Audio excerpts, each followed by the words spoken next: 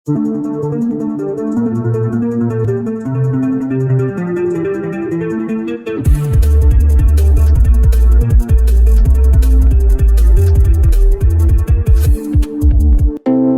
Indonesia mendapatkan Reinders.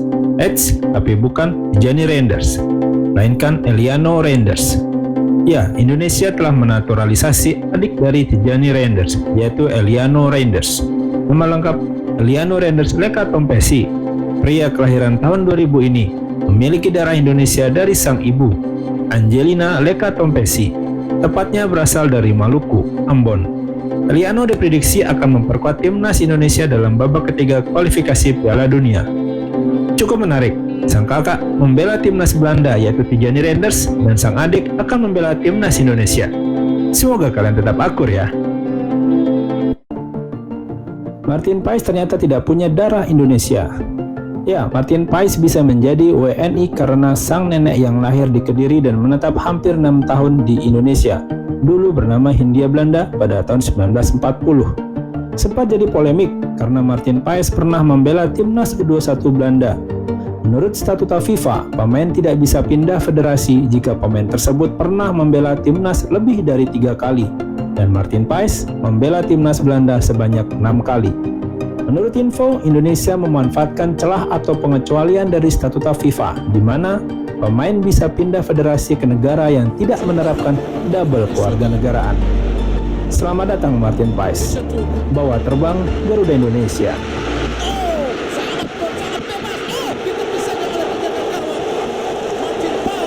Usianya masih muda, tahun 2024 ini usianya baru 23 tahun, tapi posisinya sebagai pemain belakang di FC Twente, klub Eredivisie Liga Belanda tak tergantikan. Namanya Mads Hilgers, lahir di Amersfoort, salah satu daerah di Utrecht, Belanda. Sempat membela timnas U21 Belanda, dan karena panggilan timnas senior Belanda tak kunjung datang, adalah salah satu alasan Mads Hilgers memilih untuk membela timnas Indonesia. Darah Indonesianya berasal dari sang ibu, Linda Tombeng, yang berasal dari Manado.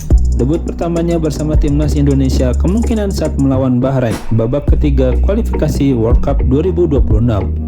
Wasit Ahmed Alkaf menjadi perbincangan, tidak hanya di Indonesia, tetapi juga di seluruh dunia. Timnas bermain imbang melawan Bahrain pada kualifikasi Piala Dunia 2026 babak ketiga. Bukan hasil yang dipermasalahkan, tetapi kepemimpinan wasit asal Oman tersebut. Dia memberikan waktu tambahan 9 menit yang seharusnya hanya 6 menit. Usai pertandingan, Sain Patinama pun terlihat emosi dengan ofisial pertandingan karena kepemimpinan wasit. Wasit Ahmed Alkaf harus dikawal petugas keamanan saat keluar dari lapangan. Berikut keputusan kontroversial yang dilakukan Ahmed Alkaf sebelum pertandingan timnas melawan Bahrain. Pada AFF 2014, Alkaf memberikan penalti kepada Malaysia di menit akhir dan membuat Singapura tersingkir. Piala Asia U20 tahun 2020, Alkaf pun memberikan penalti kontroversial kepada Arab Saudi saat melawan Thailand. Ahmed Alkaf juga dilaporkan oleh klub Esteghlal Tehran ke AFC karena merasa dirugikan saat melawan klub Maktakor. Apakah AFC dan FIFA hanya berdiam?